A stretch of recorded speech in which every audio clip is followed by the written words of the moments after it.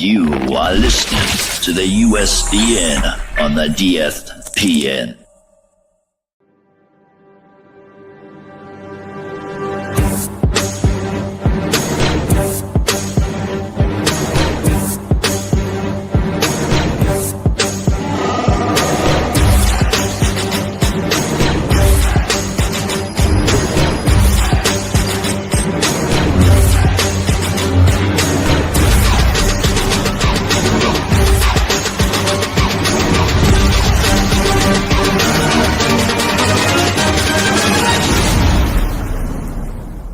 It's a trap!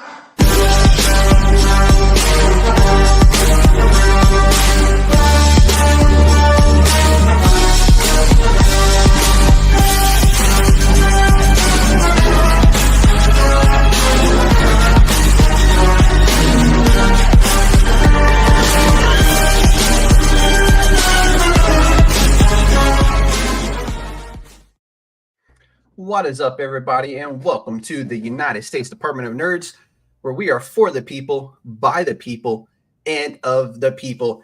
And if you're noticing this lovely couple with me tonight, we have Ethan Kogan. Yeah. Kogan. I was that close. And Jessica Silvetti. You got it. Yeah. Nailed it. And they're here to talk with us about Shockheaded Peter, book number 2, which I can tell you from personal experience. I just finished reading it about an hour ago. Well, the preview, and both book 1, book 2, chef's kiss. I love everything about it.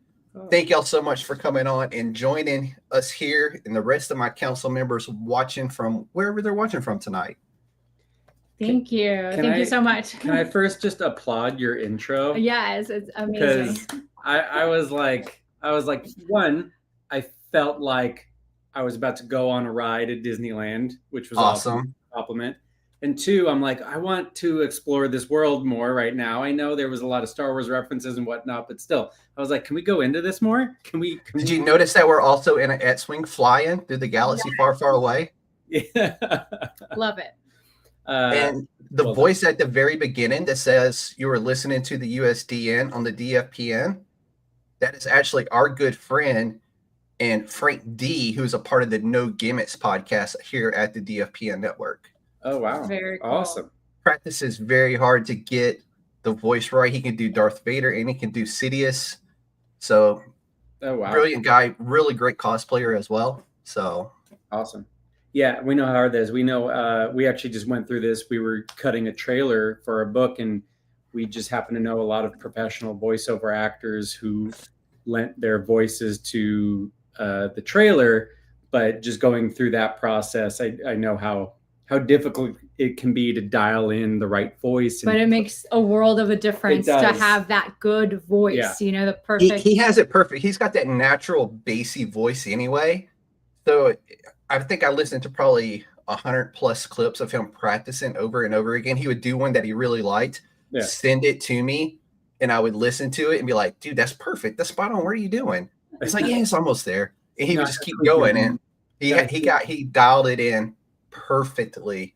And I was just like, dude, can you do me a commercial like that? He was like, easy. He did me that one. He did me another one with Darth Vader's voice. Awesome. Yeah, that's really cool. Nice. So, but enough about my friends. Let's talk about y'all.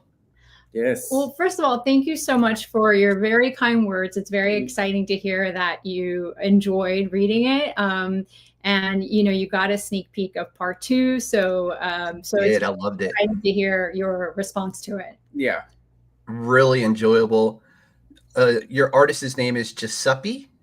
Yeah, we call him after a couple of years. We just call him Joe. Well, he asked us to call him Joe, He so did, he like, didn't go by Joe, but Joe it's Giuseppe Sabè Di Stefano.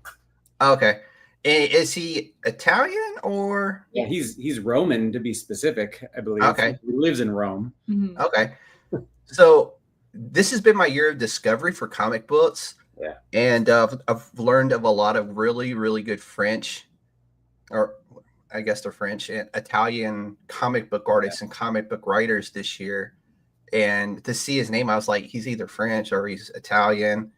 And I'm like, these guys, anytime I see their name on a book here lately, I'm like flipping it open, like, yeah, I knew it. Yeah, So- no, we just like, it's a great match. And we've been so lucky like that it just all worked out with him. And like, How did that link up happen? I know that's a question for later, but since we're already talking about him, we can dive into it, because like, Yeah. so like we kind of hail from the film and TV world. That's how we kind of came up through things, and this was our first foray into the comics and art world. And we have a lot of friends in indie comics who kind of helped us along the way, and we wanted to do it right. And so when we were searching for artists with the tone of our book, we wanted something kind of dark but also playful, and we didn't want to lean too heavy, because there were some amazing artists that we worked with. Like we did a variant cover of our first book where Shockheaded Peter was just completely goth and dark and awesome looking. that'd be kind of cool to see, actually. Well, we can show you that. And he did the variant cover for part 2, that same artist. Okay. But if we lent too much into that for the whole book, it would have taken on a different tone. You wouldn't have gotten some of the tongue-in-cheek humor that we try to put into it. And when we came across Joe's art randomly on a Facebook group that he said he posted for the first time, and we saw he did this one character. I think it was like a Napoleon type character on a steampunk horse that was like rearing up, and it was just I love steampunk art. So that's one of those where anytime I see it, you got to admire it, because they go into such great detail. On and stuff. And he did the pencils, the inks, and the color, and his lighting brought so much emotion. And we're like, okay, this is the guy. Let's do some test pages and see if we can work together. And it's been 3 years. Yeah, from book 1 and now book 2. But exactly that, like the color, as Ethan said, like coming from more of like the film world, like just we were used to working behind a camera. It's different, but just seeing the color that he has in his art, we were like, that light he uses, it was really beautiful. It is very different from what you can see with your eye and what you can put down on paper, in the way it can be blended, and the way you can texture color on paper versus how you see it with your eye behind a camera. So I really, that was one of the big things when I was reading through Shockheaded Peter, was the tones and the colors, and how it could be bright but dark. And with Peter himself in the book, like he's this dark, horrified looking person, but just that perfect pop of color with the eyes and the teeth and that kind of stuff. You're like, I don't want to be scared of him, but he's kind of scary. But at the same time, it's you want to kind of cheer for the guy a little bit too, I want to say, because you see what he's trying to do. He's just got a really weird way of going about, doing what he does. Totally. Right. We've always pitched this as it's kind of like Willy Wonka meets Freddy Krueger. Yes. Or, fucked up fairy godmother type of character. And that was kind of, our intention. Yeah, like this deranged fairy godmother comes to town and helps out this young teenage girl who's kind of going through a really rough time. So that's absolutely kind of, in the whole town, not just her. I mean, she's getting it like from both sides, from home with everything going on, but then that town is just freaking horrible. Like that's like some Halloween town in A Nightmare Before Christmas. Yes. I was like, geez, these people are just cruel. Yeah. I mean, that was kind of the point. And then the girl Ruby, the girl with the literal broken heart, is in the midst of it, just getting trashed on left and right. Yeah, and that's our other protagonist. So Shockheaded Peter and Ruby. So let's dive into y'all a little bit, because we got really carried away there. Let's touch on y'all a little bit. Let's introduce y'all to everybody. Y'all are the names behind this wonderful book that I hope everybody will support. But so, Ethan, you done Empire. Yes, I was an editor on the show for Fox. Ordinary Joe. I did the pilot, yes. And you've done feature films like Every Day and Aristotle. And Dante discovered the secrets of the universe. Aristotle and Dante. Yeah, that was an indie film that came out a year and a half ago, 2 years ago. I was in the capacity as film editor on all of those. We write and direct a lot of our stuff, smaller stuff, shorts or web series, more indie. or indie stuff that we can. I had been or have been a union film editor for about 10 plus years, working all those things. And most recently, I just helped to produce a horror feature film, which is going to be coming out later this year, called In Our Blood. That was my next one. Yep. I beat you to it. I love it. Keep going. So I'm excited about that as well. Unfortunately, so will that be a theatrical release on that, or? Yeah, I can't talk too much about it. Let's not dig in too deep. I've seen it on there. I'm like, I've not heard of this, and we have another podcast here on the DFPN called CJ Loves Horror, I think is what he calls it, and he focuses on 100% horror. So don't be surprised if he sees your movie and writes a review on it. Oh no, cool. It's great. We premiered at Fantasia Film Festival last year, and it's been doing the rounds. It got picked up by Utopia Distribution, and they're going to be releasing it. Supposedly, a trailer is going to drop really soon, and then I could probably talk more about it. Okay. I can say it's a really great director on board, there's information about it online. But until things start pouring out from Utopia. No, absolutely. I don't want you to get in trouble. And Jessica, you're also a screenwriter and creator. And I'm going to try to pronounce this. Juego de las Llaves. Pretty good.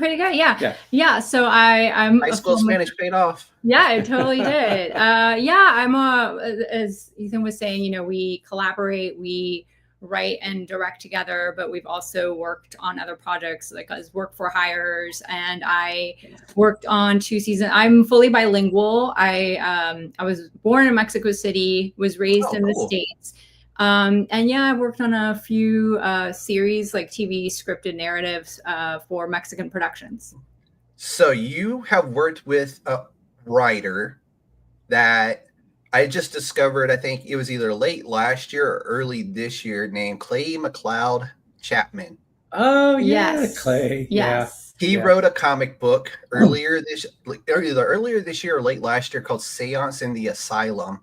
That was absolutely brilliant, and that's how I discovered him. And since have read a few of his books, his horror books. I know one of his books is currently right now being made into a movie as well. Yeah. But how is that working with him? He seems like he's just like an off the wall, fun type of guy. Well, the way we worked with him, we actually had permission to adapt a short story of his from Rest Area, from his collection of short stories called Rest Area, into a short film. So we did not get to meet in person, but we exchanged info, we communicated, but very, very nice, cool person, so extremely talented, and his work is amazing, and Rest Area was just amazing. And a friend of ours was building this, it was kind of a festival based around he did like a kind of like a multi media festival centered around horror stuff. And a lot of Clay's work was involved. So there were like theater pieces and art, and our contribution was the short film of Mermaid. Yeah. And Clay was very hands off, but very supportive if we had any questions. I'm not sure if he read the script beforehand. I think maybe we shared it. I think we shared the script with him, but he didn't really like stand in the way. He's like, no, you guys just have at it. And he saw it afterwards. He was complimentary. No, I think we did finally meet him in person at a film screening. We ran into him randomly. Okay, years ago, because this was when we did Poor Man's Mermaid. That was like 2016 or something. It was a while ago. He was amazing, and his work is really, really. I just seen it was like a little blurb about it, and I was just like, because I had just discovered him, so I was just that's really cool that she got to Yeah. not necessarily work with him, but she got to adapt one of his stories into a piece of film. Oh yeah. And I thought that was just probably the coolest thing ever, only because I'll follow him on Instagram, and the guy just seems like, and he's from my area. He's from here on the East Coast. Oh, wow. And so it was one of those where I kept trying to get up, like he does book signings locally up in Richmond. Yeah. And I was just like, dang, I'm like, do I take off work to go up there? One of these days I'm going to take off work next time he does a signing and just have to go and meet him and get his autograph. He writes really cool horror films, and I know he's in a lot of horror books, and he's in a lot of the comic circles. He did have one movie adapted by Elijah Wood's company called The Sun, I think. Okay, I didn't know that. I'll check that one out too. Yeah, I think the book. But yeah, you should check out Poor Man's Mermaid is on our site. Yeah. You can stream it. It won an award at Houston International Film Festival. Yeah. I seen it on there. I didn't watch it as I was preparing for all this, because you were my 4th interview this month. Oh wow. This has been my busiest, craziest month I've ever had, and it's been so cool.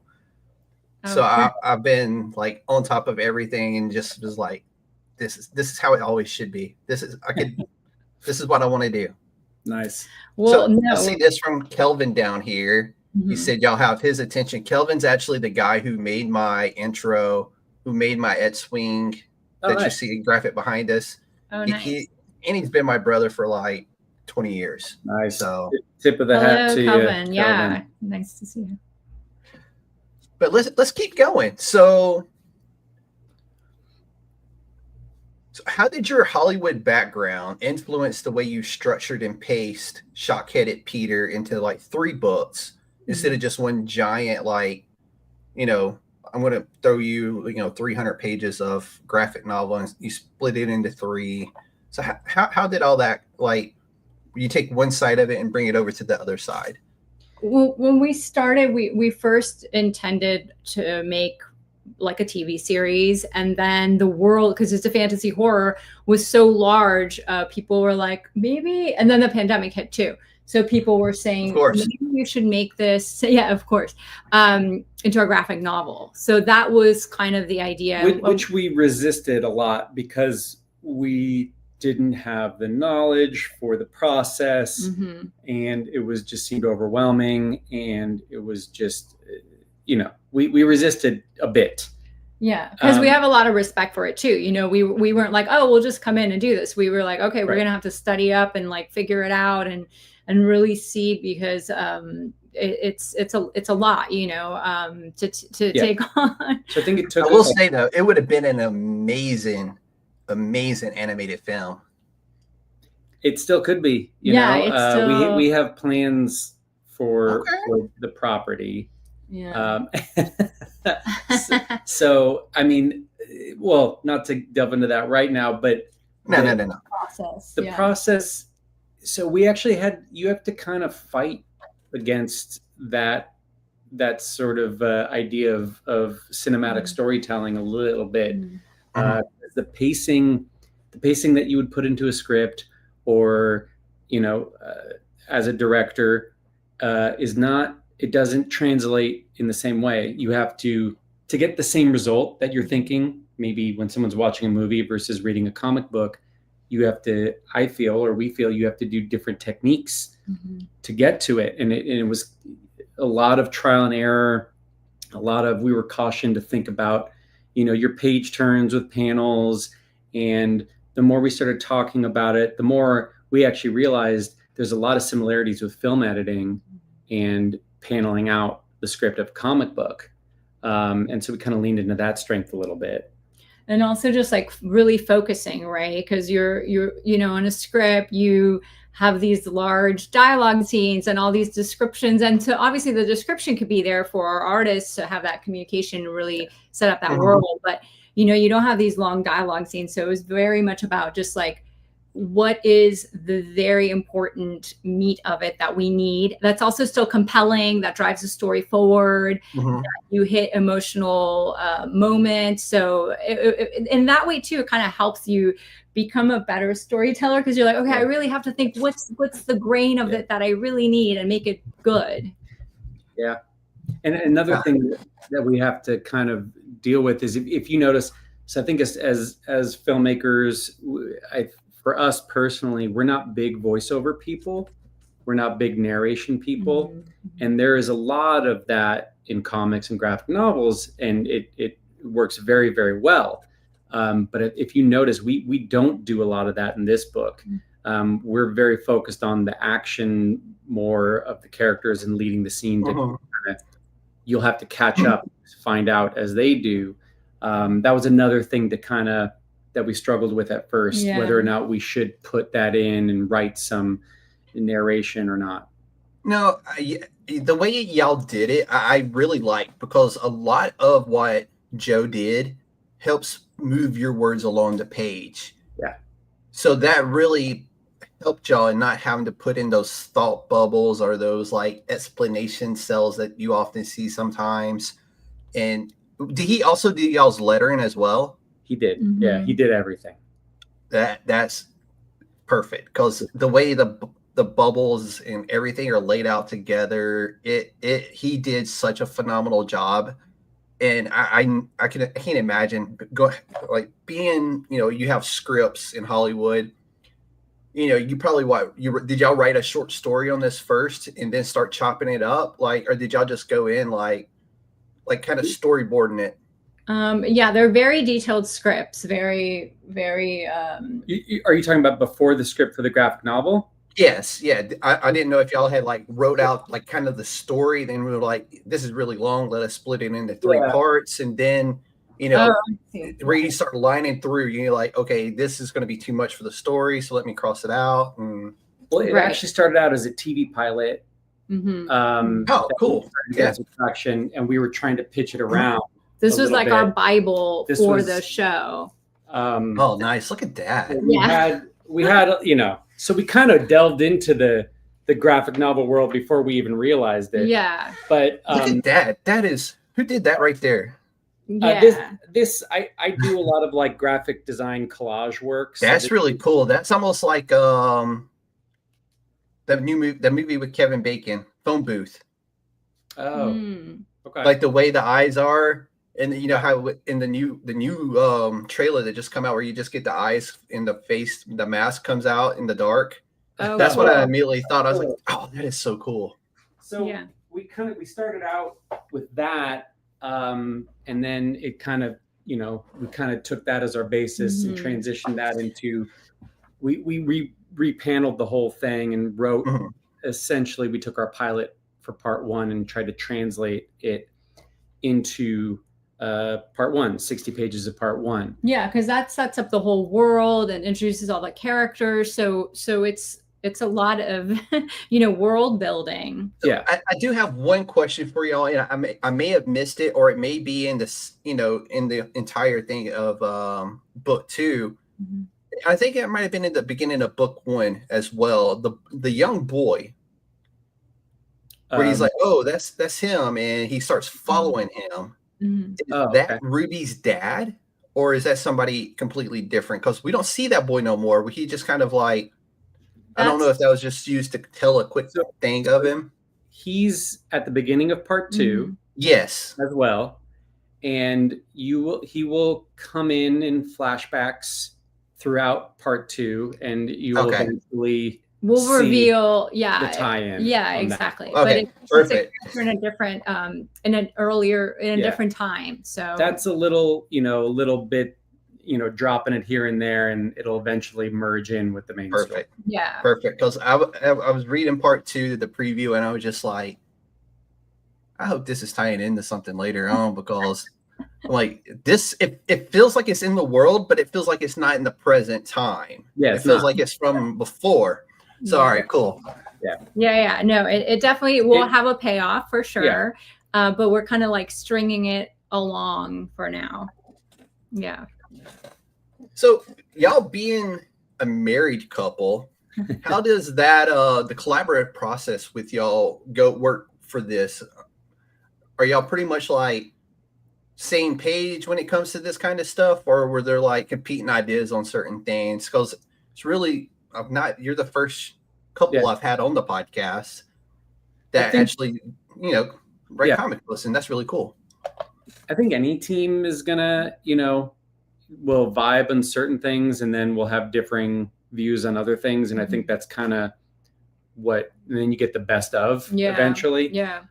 So, naturally we're gonna disagree on certain plot points or the way certain things are written or the way certain things come off, and we each bring a different point of view. And then sometimes it's just kind of like, okay, I'm going to have to state my case why I think this works, and she's going to have to state her case why she thinks this works. And then at one point, one of us is going to be like, oh yeah, you're right. That's better. That's yeah, awesome. but it's always building. But yeah, obviously, I feel like we are on the same wavelength, because to be able to create something, you have to, be on the same like page with it.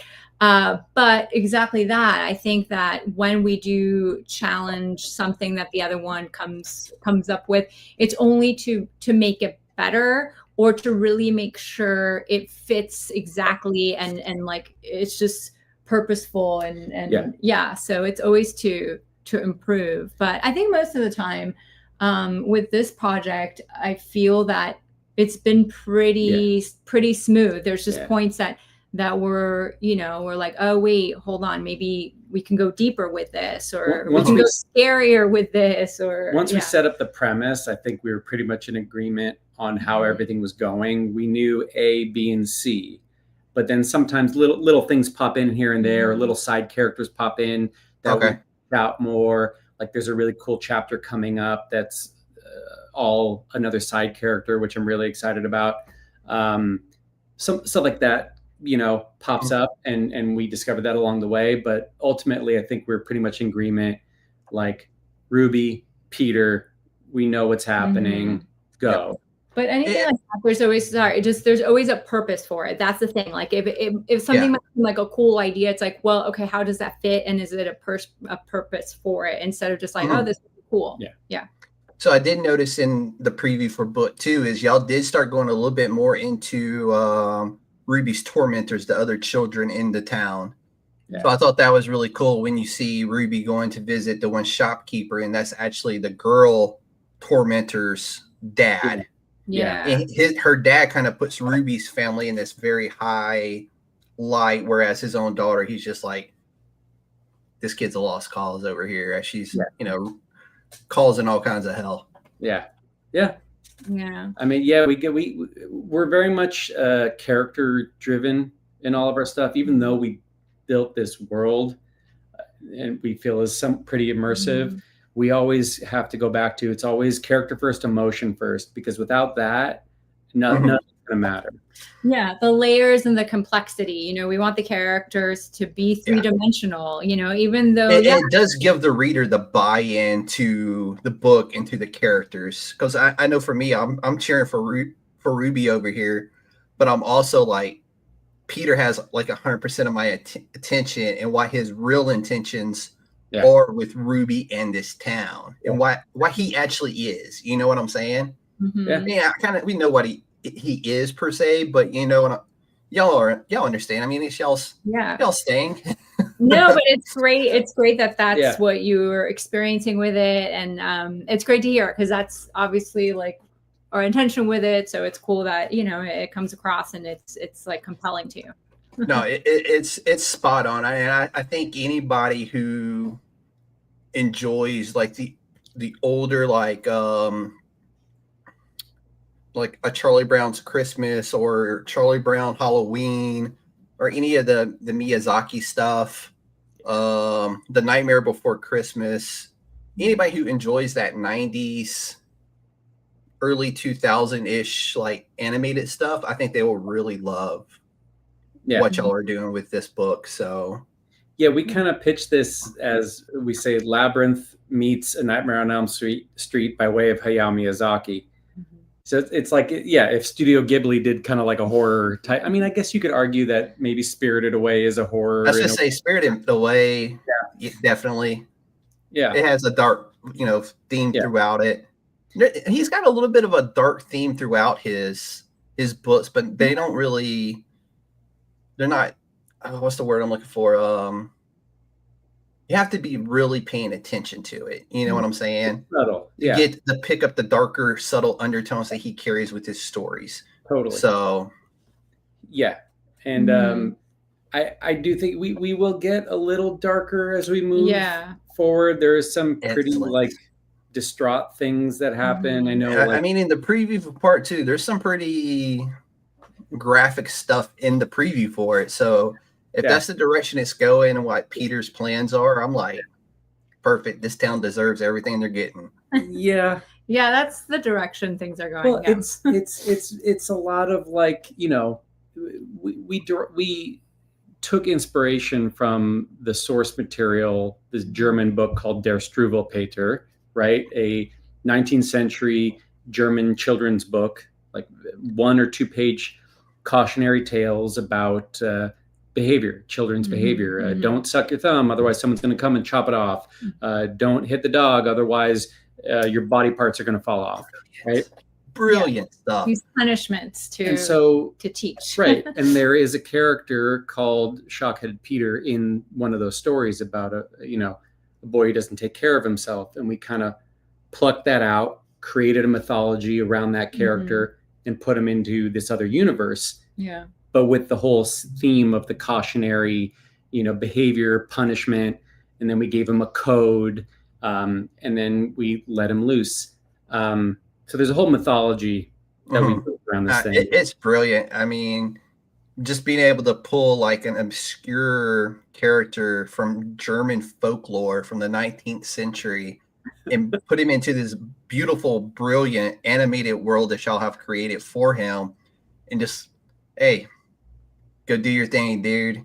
And then you give him a town where every kid in this town needs a belt across their butt. If you're from the 80s and 90s, you get that reference. I know that's not allowed today, but my day, we may have got a Switch or a chancla or something like that. Yeah, so, and I mean, but they're pretty horrible people, and it is about the nature of the consequences of your actions, right? What and how do you live with the consequences of those actions? That's a lot of what we're writing about. In the case of Ruby, then becomes an idea of morality, and where is your morality taking you? And I mean, exactly. It's all of those things, and just making it also fun, but the whole theme of like the punishments and consequences. Consequences for your actions. I like it. So I got to ask, how are y'all balancing everything that y'all have going on right now with also having Shockheaded Peter Book 2 on the cuffs of launching? That's y'all. I mean, y'all have your hands on a lot of stuff, it seems.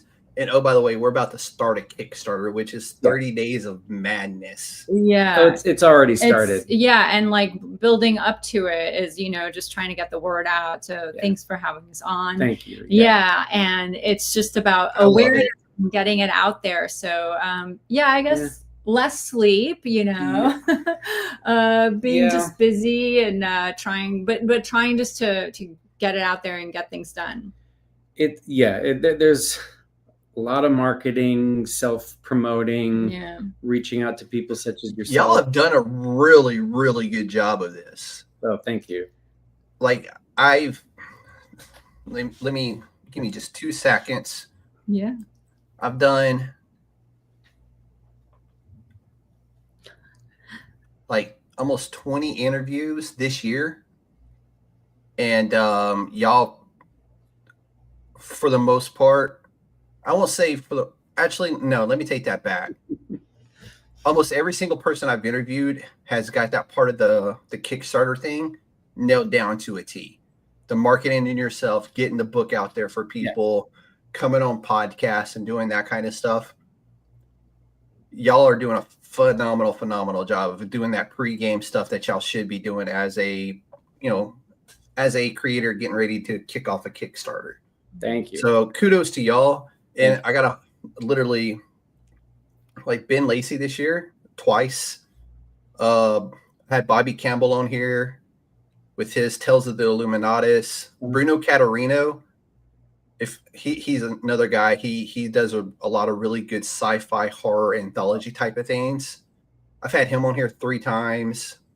I got to interview the CEO of VV Collectibles, Dan Carruthers, who's in New Zealand, by the way. Oh wow. Crazy time frame on that interview. Yeah, right. Duke Electric, who's a Canadian. He has a Kickstarter called Greg that's out right now. There's y'all. Interviewed Nicholas Keaton Casborough, who does Vitalirium. It's a book that he turned into a comic book. And I also interviewed his artist, Francisco Nilo, and then Mike Scrace, who is a blind comic creator from the UK. Oh, wow. So these people have all been successful in their Kickstarters, and they've been successful because of the way they market themselves, the way y'all are doing right now. So, and y'all already you're not rookies at this anymore. This is your second time doing a Kickstarter. So that's actually what I'm most nervous about. And actually, some people have warned. They're like, the first time people come out and they're like, okay, we'll support you. And the second time, a good chunk of those people that might be like family or friends might be like, again, really? Like that's what I'm. Yeah, we hear the second one's the hardest one, so we're and we didn't do ourselves any favors by deciding to make the second book 108 pages. Yeah, that's probably true, but at the same time, you could have just released one book with 300 plus pages and it not have got off the ground at all. You know what I'm saying? So y'all are doing it the correct way, because I know comic book series right now that were marketed as both a comic book and a full up, graphic novel at the same time, where you could just buy the graphic novel and be done. Yeah. But the graphic novel itself was like $100 something. Yeah. For the full story, but I could get the comic book for, I think it's going to be 5 or 6 issues for $5.99 each. Oh. Yeah, and come in way under the so I mean, then you got to think you're printing it on glossy pages, hardback, what have you, and the more stuff you add in there, the higher that price gets, plus whatever your publisher is going to take off the top for printing it for you. So it's trying to keep that under consideration when we offer the book. They're all going to be really nice, perfect bound books. And we're actually doing, we revised part 1 with a new cover and made some additions, revisions inside. Yeah, the revisions inside are not drastic. It's just some things that we thought would improve it slightly. Right, some but dialogue in a panel or two. But we really want to take that in consideration, like the pricing, and trying to keeping it as as low as we can, so people can enjoy it and get it. And we're also offering some pretty cool rewards. We have we actually made some awesome pins that are coming with a lot of the editions. Like Ruby's going to be a big 2-inch hard enamel pin. Oh, that's dope. Yeah. And she's kind of like in an action pose, which is cool for it's Ruby. Like pose. I love it because you're answering questions that I had for later when we got down there. So that's awesome. I love a good pin. Yeah, and Peter's I haven't added this one yet, but that's my Luana Vecchia lovesick pin from her character Domino from her comic book. Oh, cool. Nice. Yeah. Speaking of which, she's also from France. Oh, wow. Yeah. Nice. Yeah. Yeah. They got some good artists over there in Europe. They really, really do. I like I said, I'm so impressed with this work coming from over there to over here. Like I've been back in the comic books for like 4.5 years, I guess. Yeah. Mm-hmm. And this has kind of been my year of discovery for European artists and South American artists as well. Mm-hmm. So just brilliant, talented people. I mean, San, who did the variant, he's from South America. He's Argentinian. Chilean. Lives Santiago, in Argentina, but Chilean. Yeah. Santiago Espina. Yeah. Or the other way. Yeah. My friend who does the artwork for Vitalirium, Francisco Nilo, he's Argentinian. Mm-hmm. Oh, wow. And he's doing his part. Yeah. And I'll tell you, the art, you got my reference, right? His part? Yeah. Tell me. What am I missing? Starship Troopers. Oh my God. That's That yes. moment. That's where the meteoroid hit, was Argentina. You wouldn't get okay. That's a deep cut. Yeah, Buenos Aires. We're doing our part. Which, according to Fran, that's like a thing down there. They'll pass by their friends and they'll be like, "Hey, we're doing our part," which I thought was hilarious. That's funny. You know the actor Casper Van Dien. Mhm, Yeah. mhm, He's Argentinian in Starship Oh, Troopers. okay, got it.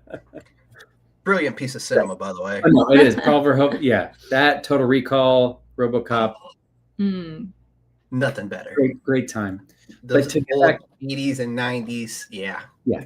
Keep Yeah. going, please. I'm sorry. No, No, but to no. get back to the art, I was telling you that Joe, like in part 2, he really upped his game with the detail Mhm. and how, a lot of the stuff that we're getting into and some of the images you'll be seeing.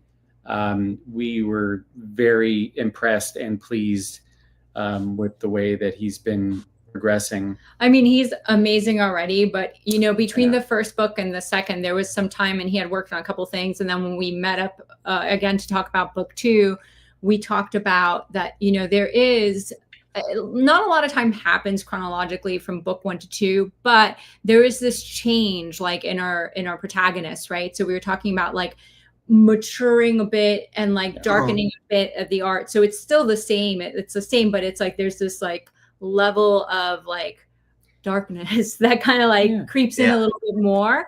And so he took that there, and that's also why we decided to do like a new colorway for the first book. And also he like redesigned a couple of things. It's still the same cover, but he just like gave it that tweak. That's more of the style that we're doing now. Yeah. No, the art that y'all sent me over with the press pack was absolutely amazing. Who did that cover that y'all sent me? The white cover with the face, the half face.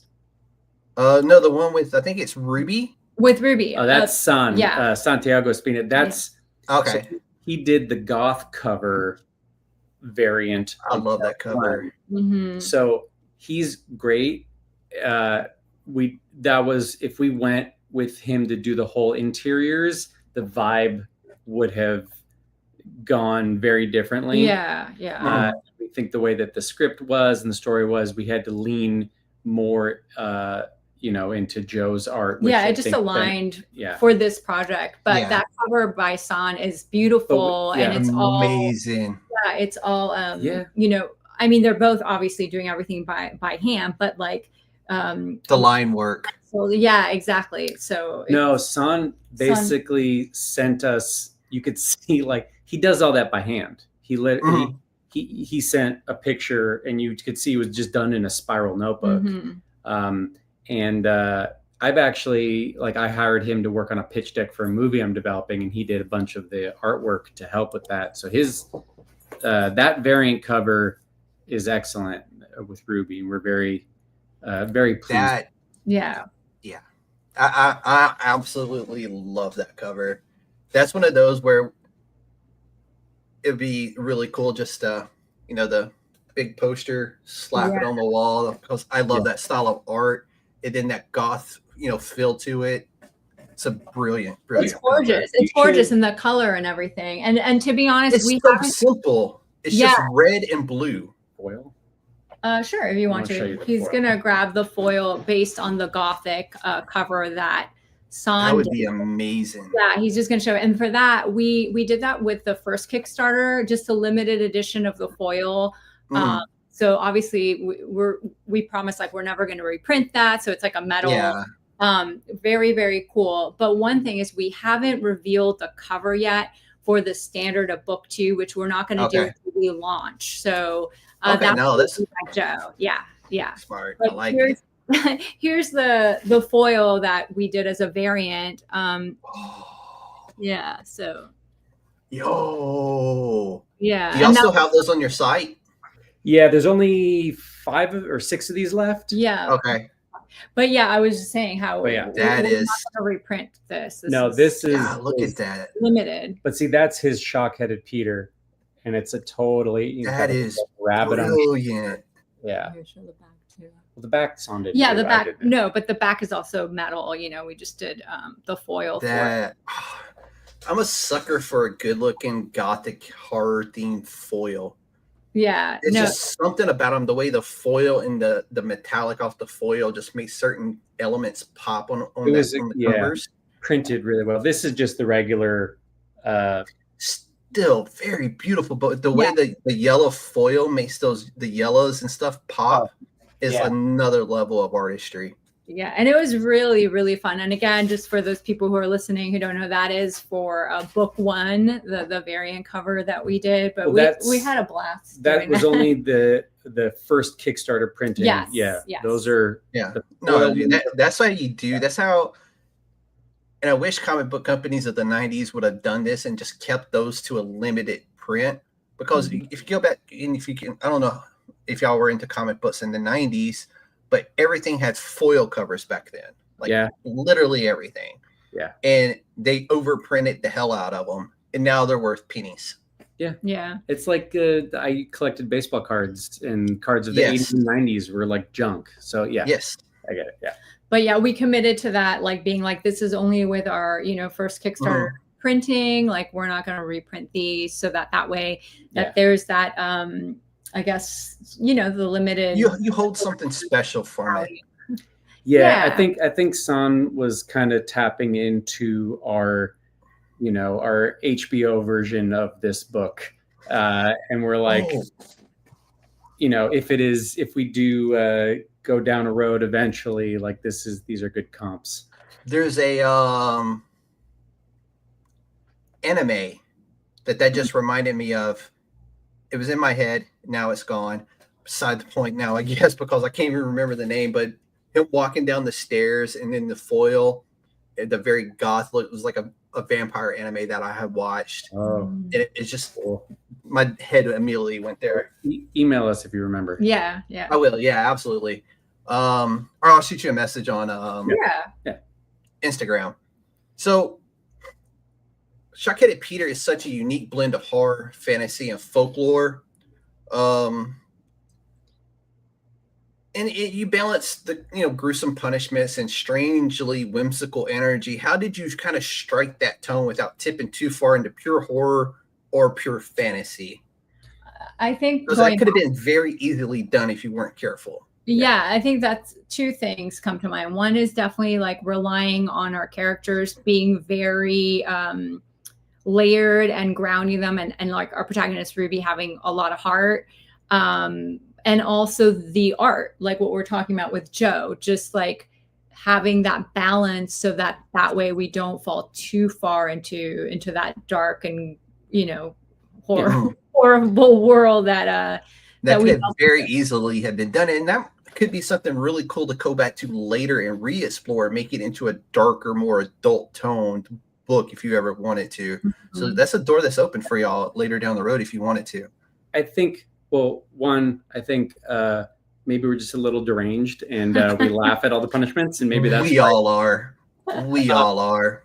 But I think as far as it going darker, I think if we, eventually down the line develop this into a show or a movie, that's where we could probably delve into the more adult version of Ruby and Peter, and the ramifications of their actions and human nature even more. But right now, we just the way that we wrote the pilot and the inspiration from the source material, and then seeing those work, and we were just like, this has gotta take on the life kind of like a Tim Burton kind of work or something like that. And it'd be a really cool stop motion as well.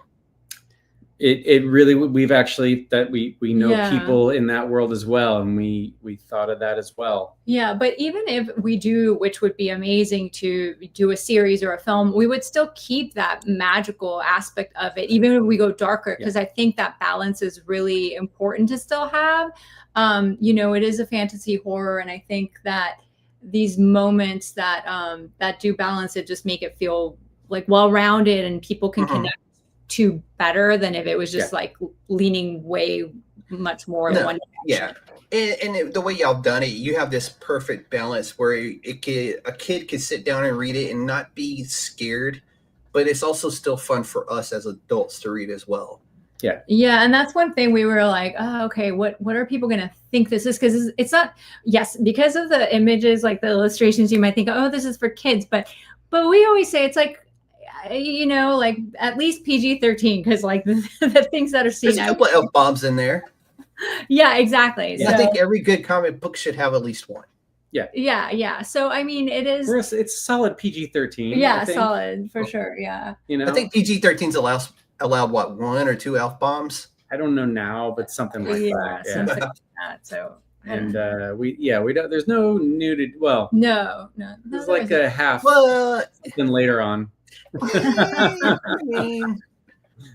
But there's also some tongue-in-cheek, like kind of funny moments that, you know, we also like that, just to have. I think like anything that's good might find some humor in it. I think it's just good to have, you know, those different colors. I mean, you take it back to you mentioned it had that feel of Nightmare on Elm Street, and Freddy Krueger was funny to himself. But he had some zingers and some one-lines in the movies that were absolutely brilliant. So, yeah, no, you're right. You're right. Yeah, he cracked himself up the original. Yeah, that's, you know, I mean, we did kind of grow up in that era, so maybe it's that just kind of like been seeped into our being. I mean, yeah, like, not gonna lie, it scared the shit out of me as a kid. Oh, Freddy Krueger, yeah, of course. Like, out of all of them, Jason, Michael Myers, they didn't. Yeah, I thought those were the coolest characters ever. But Freddy Krueger, legit, the fact that he could evade my dreams scared the shit out of me. Actually, didn't he just? I think I just saw something that he's gonna be Jiminy Cricket. Oh, wow! In the new Pinocchio from Blumhouse, I think it is, or whoever's doing the Pooh-verse. The Winnie the Pooh verse. He's playing Jiminy Cricket in Pinocchio. Oh wow! Yep, Robert Englund, who finally got a start on the Hollywood Walk of Fame. Finally, we did. Good. Yep, he deserves it. Well deserved. I think I just read that Freddy Krueger was voted like scariest character of like the past. However, like something just popped up today. Yeah, I gotta go look back at that. Yeah, that's really cool. Yeah, actually. Sorry. Go ahead. No. Go. For book 1, we also did a pop culture variant, and it was A Nightmare on Elm Street. So that was something that it's the poster, like Ruby's in bed, and then Peter's reaching over her, the hand, like a Freddy Krueger hand. Oh, that would be so cool. Yeah.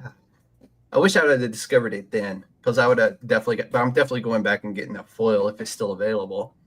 But so Ruby, your teenage heroine in this, is described as a girl with an actual broken heart. Can you tell us about her journey in this second volume and how she evolves in the story? Because we're seeing that she stepped up. She's trying to do more for her family, given the state that her father is in. And just her family's history to begin with is just probably, out of all the chaos and tragedy going on in that town, her family probably has it the worst. Yeah. They do. It's sad. Yeah, for sure. I mean, without giving too much away, it's exactly what you said. She definitely steps up, and she's, you know, when we say the girl with a broken heart, like she actually has a broken heart because she has this condition that she wears her monitor, which her I was going to ask y'all what was y'all trying to refer that heart? Because I know she's got the real cool monitor that her dad made for her. Yeah, but I was just wondering, like, what was like. Did y'all come up with a heart condition just for the story, or was it like, did you base it off of something?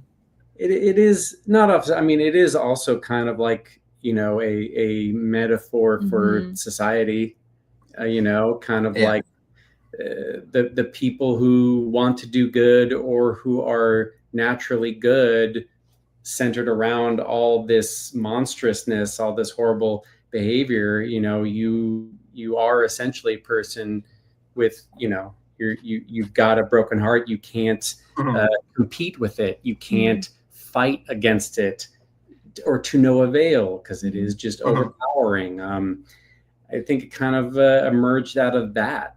So Okay. it's for the character, it is metaphorical, but also physical, a physical condition that Physical she limitation. does. Yeah, she does have this limitation. So Okay. she has to figure out ways to, get through life with this. Because originally, I'm not gonna lie, I thought it was like her Hulk monitor. Like when it got to a certain degree, she would Hulk out and just whoop everybody's ass. I mean, if by Hulk out, 'Cause there's a few times I was kind of hoping she was going to do that. I mean, book 2 is interesting. Yeah, book 2 is interesting. It opens up 2 avenues. Yes. Yeah. But yeah, she's definitely gonna take on a lot more and also grow, like Yeah. she is bullied. Yeah, she's a teenager, but she's like an awkward teenager, and she's in a town where there's a lot of like really, as we said before, very like vile people. People. And it's also dealing with the nature of if you are a good person at heart, but you're surrounded by all these horrible people and people who really don't necessarily deserve your kindness or goodness. How do you deal with that? How do you defend against it? And then someone shows up that gives you an opportunity to take action or revenge. How do you balance the morality of that? Yeah, so even though she's a good person, it doesn't mean she's not without her flaws, or she doesn't act like it's human nature. It's not like she's just a wilted flower that's not going to take like her own actions and be, Yeah. If this doesn't give anything away, but if you notice in the book, Peter speaks with black balloon bubbles. And he speaks in riddle as well. He does. Which I thought was really cool. He's very lyrical. Yeah. But if you notice a couple times earlier on when Ruby gets a certain type of demeanor, her bubble darkens just a little bit. Oh, I have to go back and look at that again.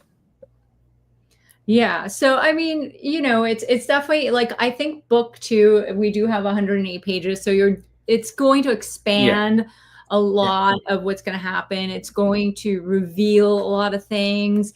And obviously like we do have a third part, so it won't be wrapped up with 2, but it's going to leave you definitely. There is an arc. Yeah. There's part 2. Yeah. And we've always known the arc from the beginning. We've always had the full story. And we never structured this like your traditional 22 pagers, traditional floppies. Yeah. But we always want to make sure everything has a beginning, middle, and end, but with like a little bit of a hanger. Sorry, that's our dog. If you hear. I was like, what? Yeah. What kind of dog y'all got? He's been pretty quiet, but then he just had to shift. So. What kind of dog is it? He's a boxer. Oh, okay.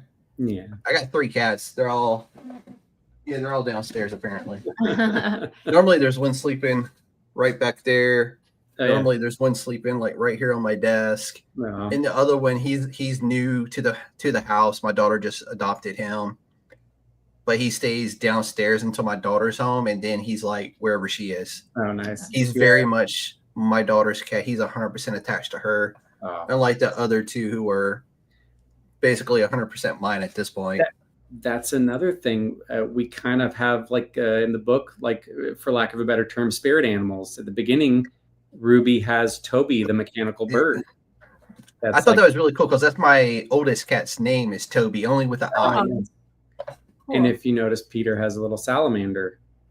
Yeah. It's on there. It's in there. Yeah. But you'll learn more about the meanings of these things. They were mechanical. Her parrot or her bird is mechanical, which I thought was really cool. Yeah. The idea was that her father built it. Yeah. Being a master clocksmith, he fashioned. Not to get too much in the detail because we don't go into this in the story, but the idea was that Toby was a real bird, and he was getting sicker and sicker, and they kept on patching him up, and then he eventually just became a full mechanical bird.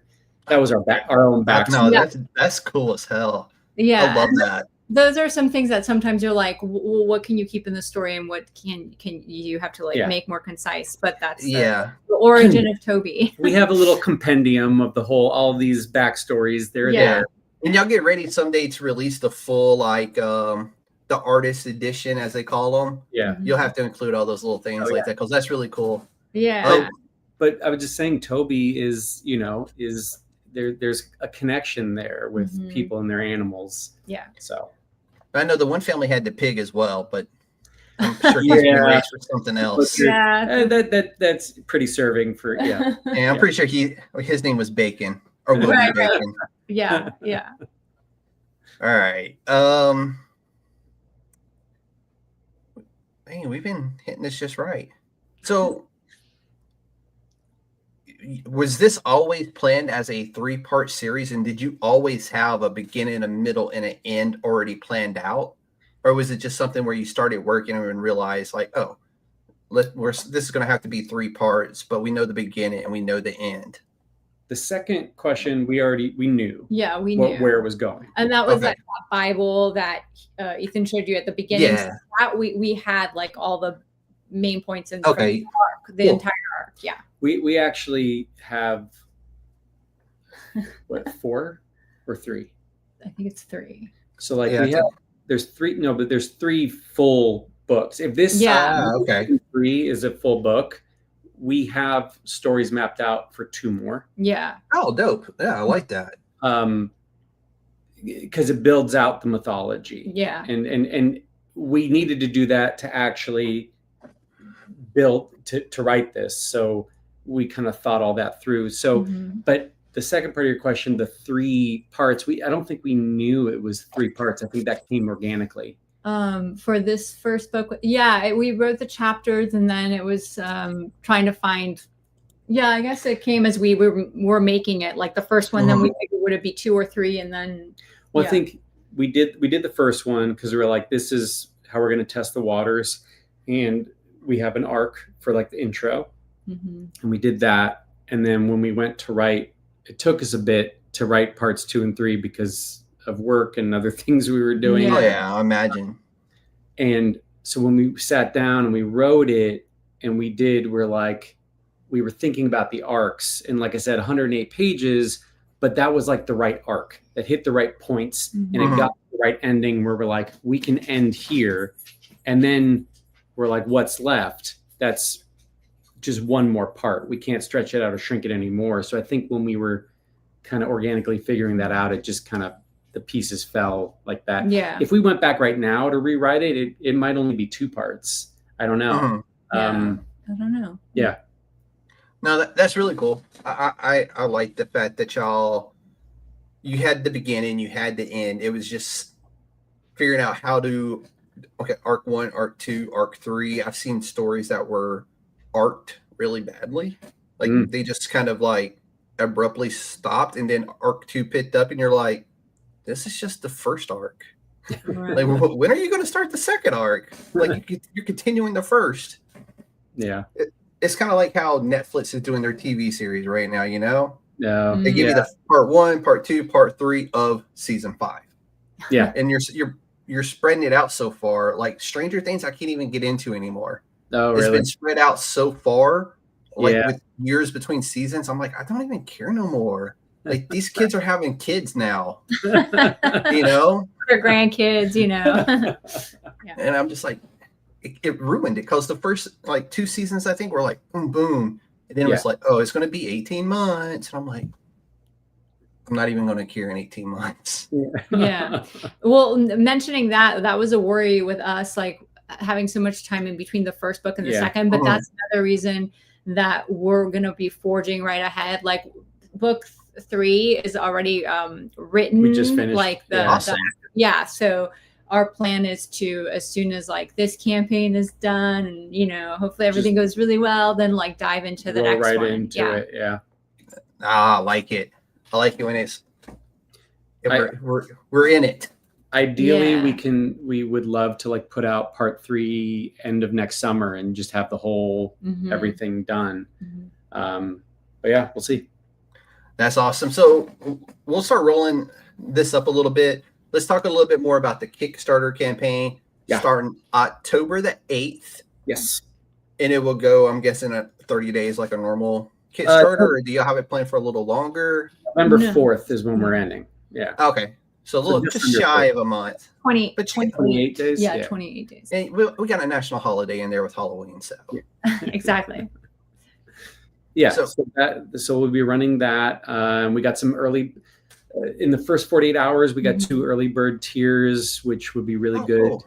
to jump on. One will just be for a print version of the book, and the other one will be a catch up where you'll get the new revised part 1 and part 2 together with a whole slew of like a hard enamel and a soft enamel pin. One thing we're going to be doing, if you're in the LA area, we have a bunch of signings coming up at 4 shops during October.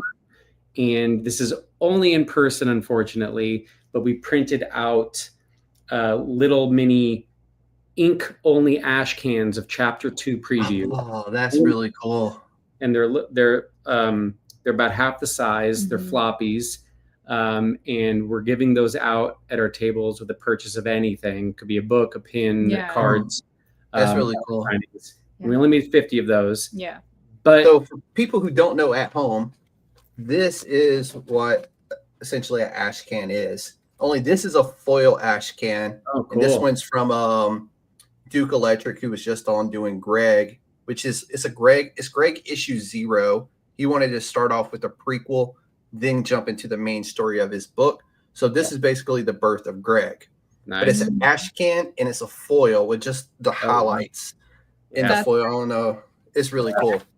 Yeah, ours will be smaller, but yeah, we'll be doing that. Which I mean, it's chapter 2, which you got a sneak peek. So then anyone anyone who comes by will be able to get this. So you're doing miniature size, right? Yeah, which I noticed here lately has become kind of popular again. I've noticed Marvel and DC and Dynamite and those guys jumping on that bandwagon and producing little miniature comic books. Yeah, that's what it is. It just felt right for the convention of it, and it's really cool just to see the artwork with the inks only, and also, you know, no dialogue bubbles, and no sound effects. Just, you know, Joe's, you know, his ink line work. Yeah, and it's pretty awesome. We were pretty, you know, it's something we would want, so I think that's why we made it. Yeah. And again, I mean, a lot of this at the end of the day is we secretly do it for ourselves. Yeah. And hope everybody else enjoys it too. Yeah, and again, the idea of like just limited. We're like, okay, we're only doing 50, and that's as many as we'll have. I will say we are adding a digital version of those inks only in one specific tier of our rewards tier on the Kickstarter. So there's that as well, but we won't offer it in print on the Kickstarter. So okay, I like it. And I know you said you had some special awards for the Kickstarter as well. You have the pins. You're doing the tiny comic books for the in-person meet and greets. And I'm guessing you're going to be at 4 LA comic shops. Or are you going to do a bookstore in there? Or and we're doing Golden Apple's like one of the bigger ones. There's 2 Comic Bugs and Pulp Fiction. And Pulp Fiction Comics in Culver City. If anybody knows any of these stores, I know Pulp Fiction. I think everybody in comic books has heard of that one. Yeah, so I think we're going to that one on the 8th. I think that's on our launch day. The day we launch, we're going to be at Pulp Fiction Comics, so it'll be fun.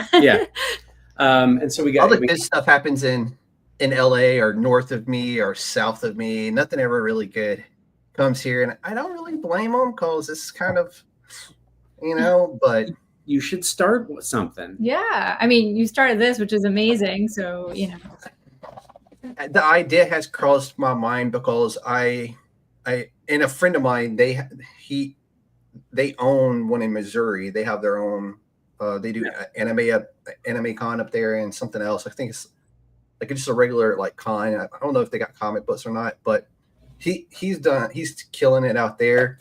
No, here we have a local comic shop or local Comic Con, but do y'all ever go to Comic Cons or anything like that? Like, so here, I don't know how it is anywhere else, but they advertise it as a Comic Con, but it's an everything else con. Yeah. Comic book, like first off, they charge us way too much to go in and set up and have a booth and stuff like that. But there's just not a lot of comic books in there anymore. It's more, you know, geared toward the other stuff here lately. At least the last few years has been that way. San Diego, the big one, has kind of it has gone that. Although I was there this past year, and it lot of people were remarking how there was less of a film and TV presence and more just kind of like. So SDCC is the first one that announced that they were going to try to go back to the roots of what made a Comic-Con a Comic-Con. Yeah. And I love that. I think that is phenomenal. And it was one of those where we were talking about that on this podcast not that long ago, how we wished, if you're going to say it's a Comic-Con, go back to it being about the comic books. Yeah. A lot of people felt that from talking. So that's really cool. Yeah. They felt that this year. And I think NYCC announced something. Hopefully they do the same thing. Cool. We got, LA Comic-Con is this weekend. So I don't know how we'll see how that goes. And then like WonderCon in Anaheim. We've been there. Yeah. Yeah. And then you got Dragon Con up there too. We haven't been to Dragon Con. Yeah, I know. Yeah. Some good ones up there. A lot around there's here. a lot. But you have to travel the 5 though. Yeah. I mean, but honestly, driving anywhere in LA just takes like 45 minutes. I imagine. Regardless. So, well, actually, you answered that one. I was going to ask you if there's a way for people to catch up on the first book, and you said there's going to be an early bird special within the first 48 hours. So let me ask this. How important is community support for indie projects like y'all's? And what does it mean for you when fans back your vision? I mean, I know this is not your first one. This is your second rodeo on this, but how's this for y'all? I mean, I think it's everything when they back. It's the only thing. It's like I mean, obviously it's so needed for the success of the campaign, but also it's just everything also for getting the book out there and just validating that people love the story and the characters and it getting out into people's hands. It's everything. For indie stuff like this, community is make or break. It really is. Engaging with people and hearing their reactions. And that's why we focus so much on, like, when we write, to make sure these characters have they emote, and you see their journey, so that maybe someone can connect with that aspect of this one character or that character, and I'll tell you what, in part 2 you'll start to see that a lot of different characters start to have emotional arcs. So it's not not just the main 2. So there's a lot of things for people to latch on to in this universe, and we hope that brings them into our community, and we can talk about it. And the community support is really everything. So if you can, whoever like is listening to this, watching this, like check it out, or also like share, and if you like it, please share. What was amazing after our first campaign is, obviously like friends and people saying that they enjoy it, but when you hear from someone who you don't know and they send you a message, complimenting it or saying what it meant to them or how much they enjoyed it, like when you said at the beginning, like that's everything too. That's like a great, amazing feeling. In book 1, we did a very limited versions of Draw Me In, where we would draw people a panel or 2, and someone reached out to us and was delighted with it, because we didn't just draw them in, we printed out on really nice paper, like art paper, so they could frame that as well. And we sent it to them. And they were very happy. And that kind of made it was a big deal for us. So, and we're going to do that again. It's a limited amount, of course, but that's another tier as well. Draw yourself in. Yeah. Or we had someone, draw in a business last time that can. Oh, that's cool too. Yeah. We say, if you can buy real estate in the metaverse, why can't you buy real estate within Shockhead Peter? It's a true story. I just seen somebody who does AI music get a $3 million record deal today, which I thought was complete bullshit. Yeah. But at the same time, there's a market. I mean, if the market is there and there's somebody who's going to capitalize on it. Well, it's capitalism, right? No AI was used in the making of Shockhead Peter. No, I don't care what anybody says. AI don't create the lines that your artist created on the cover of that book. Joe takes a lot of care to, give the handmade feel of his art. And you can see it. Like, he even does like paint splatter throughout pages. He makes it feel very raw. Like you just came, like, you weren't supposed to read these pages, but you found them. And it's awesome. So we're Yeah. very happy. He's brilliant. I'm so happy y'all found him to do this book because he fits this book perfectly. Yeah. We need to get him on to some of these podcasts. It's and hard start with a talking. time Absolutely. difference, but So, like, you brought that up. I think his name he goes by Heat Stroke. Okay. The artist who does Ben Lacey's Shark of War. Okay. Like, I was complimenting the artist because to Ben, I was like, hey, he made a shark have emotions, a creature that is not known to protrude emotions, but he was able to keep it menacing as a shark, but portray its emotions. And I sent that clip to Ben for him. And when we were talking about it, and like the very next day, the guy, he's like, hey, it's me. I'm the artist. Oh, nice. I was like, oh, cool, dude. I'm like, you want to come on and talk about it? So I love to have artists on. That's how I met Fran, who does the Delirium comic book. Cool. He's going to be back next month, and we're going to be having a big talking about horror comic books. Oh, cool. Yeah.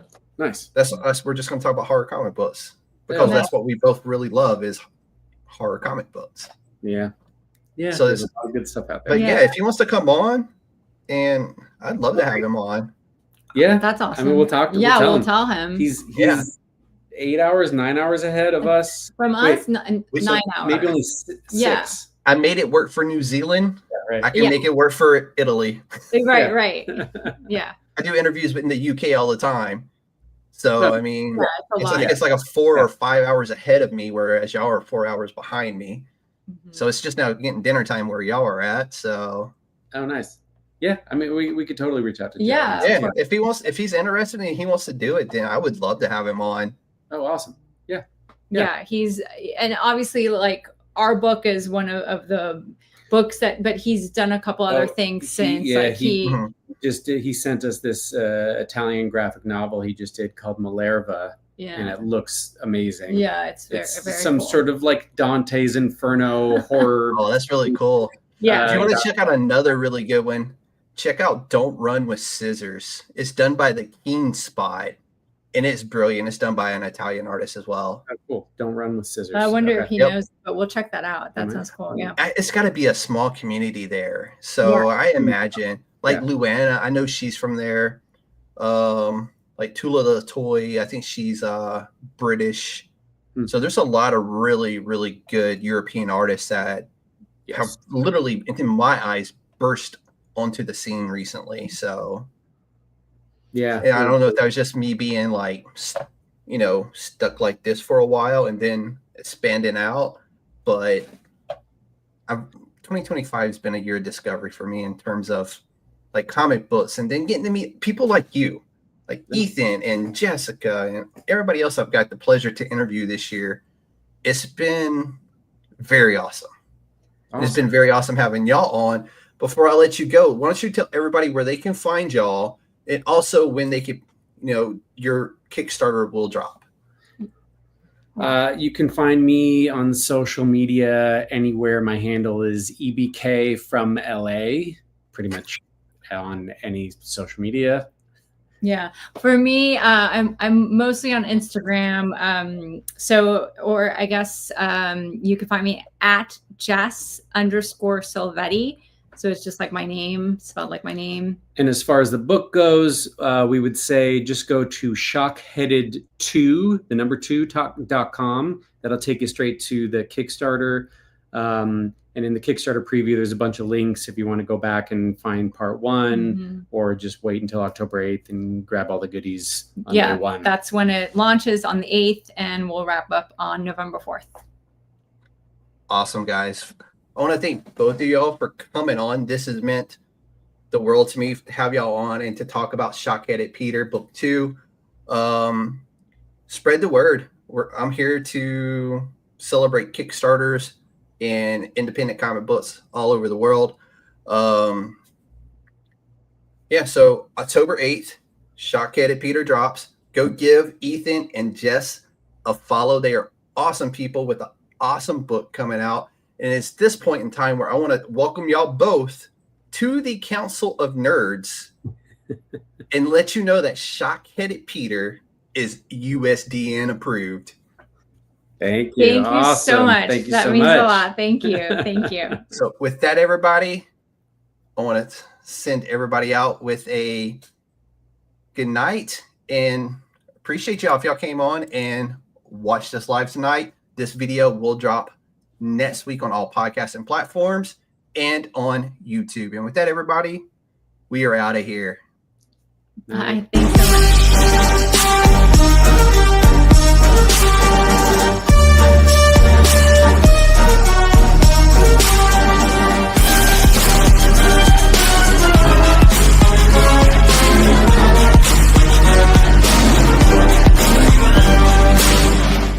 It's a trap!